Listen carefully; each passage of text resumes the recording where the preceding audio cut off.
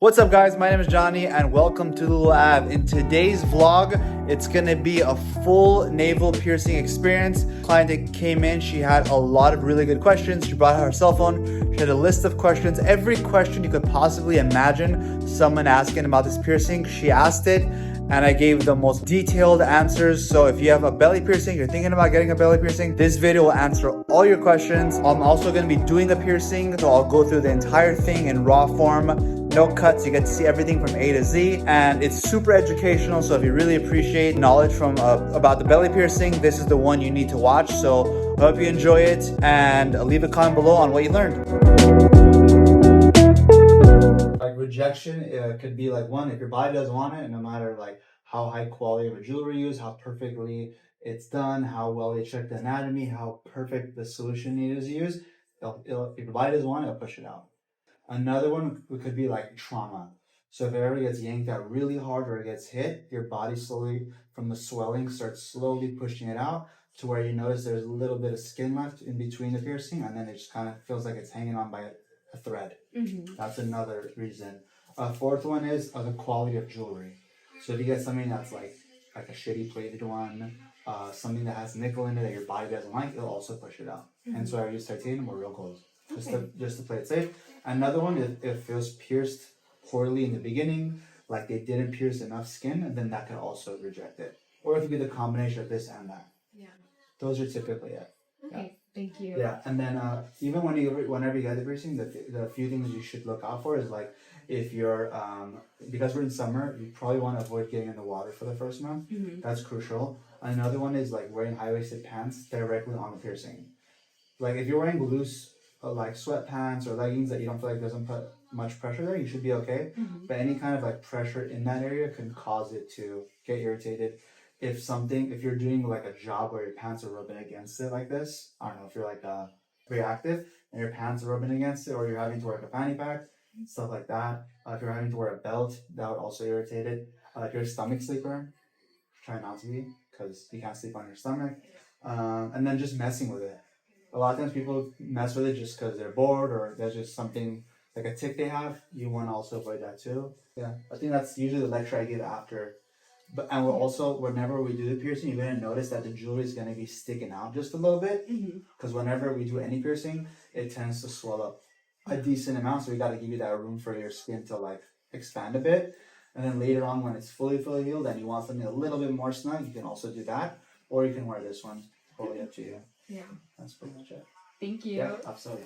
There's some piercings, like if you need some type of a lip for us to pinch. If I can't pinch that area, I can't pierce it, essentially.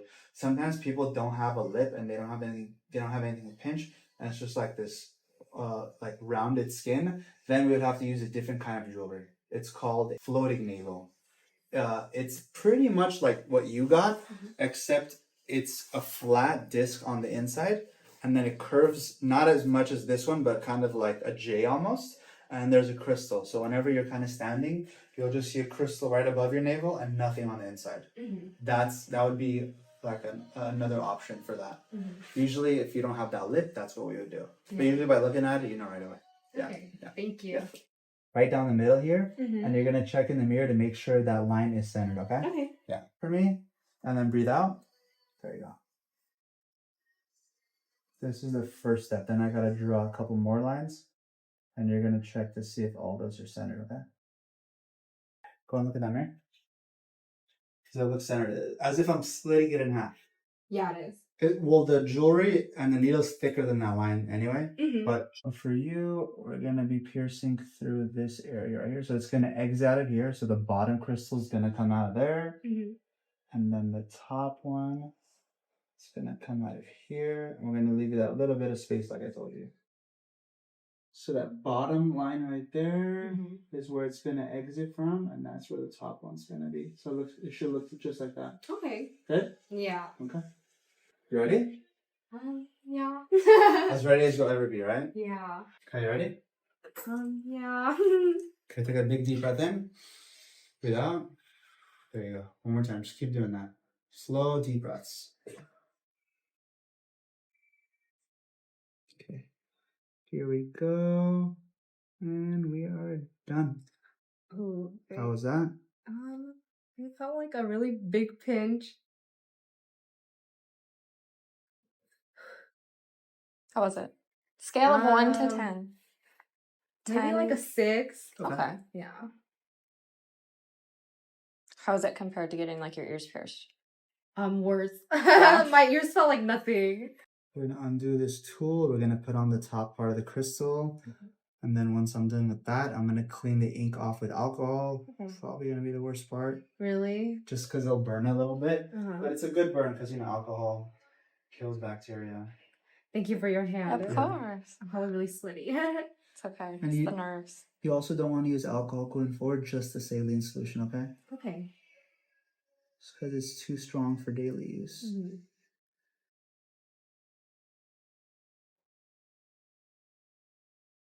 Cute. Yeah, you're gonna like it. Ooh, it is cute.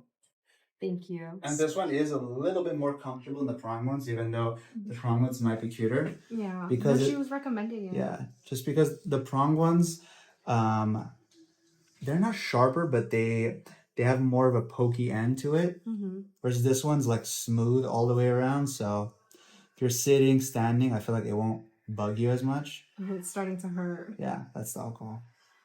You okay? Yeah. It's so cute. You like it? I like it, yeah. And it sits like really nice. Yeah. Ooh. Thank you. Of course. You literally have the perfect belly button for it. Really? Yeah. Oh, thanks. Like I was being interviewed, I was like, oh boy. No one. Let me show you how to clean it too. Okay. So twice a day, what you're gonna do, you're gonna spray directly on the crystal like this. Yeah. Then spray the top. That's all you're gonna do. Okay. And I don't have to like dry it off or anything? Never. You want to leave that solution on there. You want it to absorb. Mm-hmm. And then another thing you also want to do is when you're standing in the shower, let the water kind of hit it and kind of naturally rinse off whatever's there. So I don't like ever like rub it. No, you want the water to do it only because if there's stuff on there, kind of like how a scab, you don't want to peel it before it's ready. Mm-hmm. Kind of the same thing. It'll scab up around it. You'll have some like buildup around it. Yeah. Let the water wash it up versus you having to pick at it. Okay. That's the safest way to do it. Because it's salt water, it tends to make your skin a little like dry and flaky. Mm-hmm. That's why I would say every time you shower, just rinse it off and you should be fine. Okay. But don't try to push it up or down and try to get in there and like do a deep clean. Yeah. No such thing. Okay. Yeah, spray it and then leave it alone. Okay, thank Cool. you. Yeah, Yes. absolutely. And I did have a list of questions. I came with a list. On your phone? Yeah, Ask can I away. ask them? Absolutely. So, I think you answered this question already, but when I shower and like clean it, I don't like move or the bar or anything, right? It's just gonna like Stay exactly the way it is. Okay. Correct. Yeah. And then my next question was about like bending down. So like if I ever like drop something or need to pick it up, should I just like go like that? If you want to, and it's better for your back, they say. Yeah, okay, yeah. But in the beginning, because it's sore, it's gonna feel weird. When you're getting up out of bed, you have something there, so it's something to get used to. But be normal about it. Yeah, that's what I was wondering. Like, can I just move normally? Just make sure it doesn't snag on anything. That's it. Yeah. Okay. Yeah, absolutely.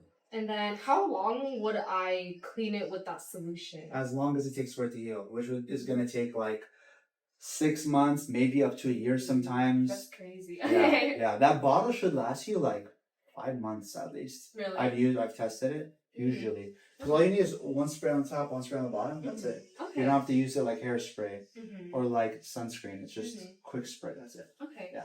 And then, would it like ever be okay to use like foamy soap to clean it? Because I remember for my ear piercing, my very first lobe, I got it done at a different place, and they said like use unscented like dial foaming soap. Like, would that be okay, or would you recommend I just continue using this? I used to recommend that once upon a time, like 10 years ago. Yeah. I like it, but because antibacterial or antimicrobial soap's pretty strong and harsh, sometimes it dries your skin out and it irritates it. Everyone's skin type's different. Like I could use it on my freaking face and I'll be fine. Yeah. But saline's usually the safest solution because it's just salt water.